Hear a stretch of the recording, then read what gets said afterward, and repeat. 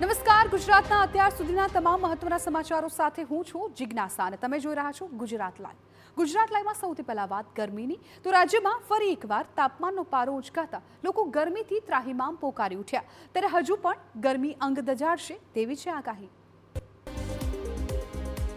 છેલ્લા કેટલાક દિવસ સુધી વધતી ગરમી વચ્ચે મોટાભાગના શહેરોમાં તાપમાનનો પારો 40 ડિગ્રીને પાર પહોંચી ગયો છે।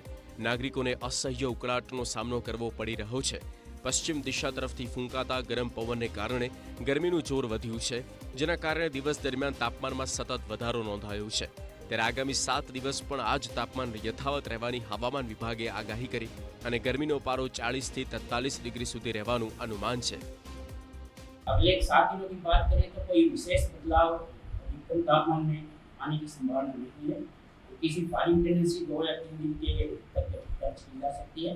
उसके बाद फिर से किसी राइजिंग टेंडेंसी, लेकिन आमतौर पर विशेष कोई बदलाव नहीं रहेगा। અમદાવાદમાં ગરમીનું યલો એલર્ટ અપાયું। ગુજરાતની આસપાસ 3 જેટલી સિસ્ટમ સક્રિય જોવા મળી, જેનો કોઈ વિશેષ પ્રભાવ ગુજરાત પર થશે તેવી કોઈ પણ પ્રકારની સંભાવના નથી, તેમજ વાતાવરણ સૂકું રહેવાનું અનુમાન છે। જો કે કેટલાક શહેરોમાં તાપમાન સામાન્ય કરતાં વધુ જોવા મળી રહ્યું છે, તો દરિયાકાંઠાના વિસ્તારમાં તેજ પવન ફૂંકાઈ શકે છે।